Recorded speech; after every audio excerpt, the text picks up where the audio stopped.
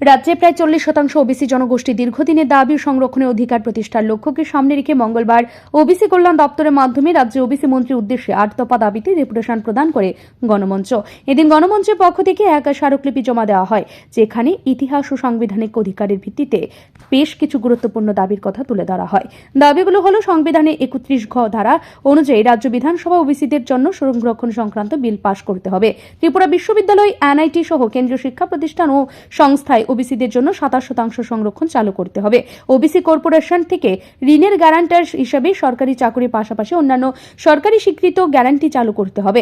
SC, ST ও ইউবিডব্লিউএসদের মতো OBC ছাত্রছাত্রীদের জন্য স্টাইপেন্ড চালু করতে হবে। রাজ্যে ওবিসি সংরক্ষণ চালু সাপেক্ষে ইউডিডব্লিউএস হিসেবে ওবিসিদের অন্তর্ভুক্ত করতে হবে।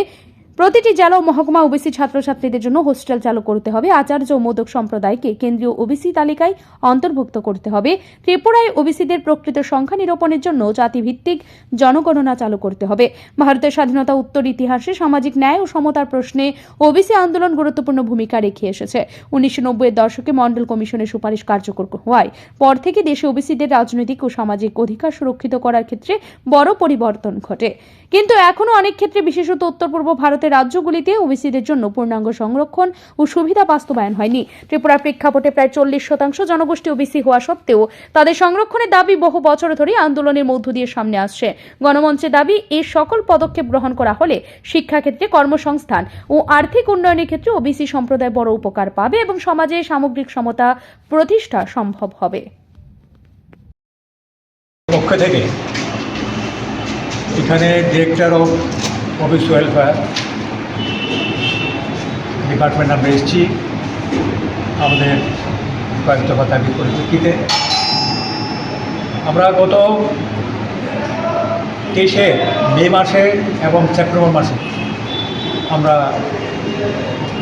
গভর্নমেন্টের কাছে কথা বলি। সেপ্টেম্বর মাসে আমরা এখানে ডিরেক্টরের সঙ্গে কথা বলি।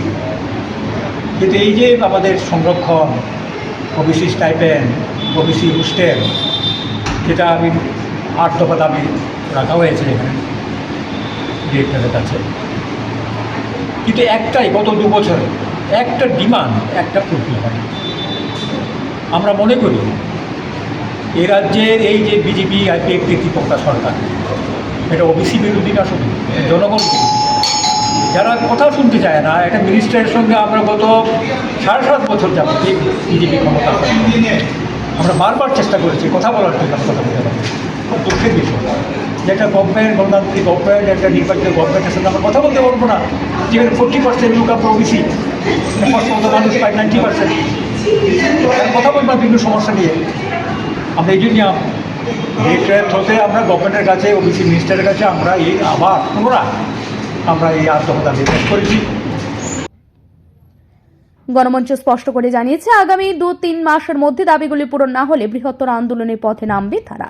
এতে রাজ্যের সামাজিক ও রাজনৈতিক পরিস্থিতিতে নতুন অধ্যায়ের সূচনা হতে পারে বলে মনে করছে বিশেষ মহল। ব্যুরো রিপোর্ট, ঋদ্ধি নেটওয়ার্ক।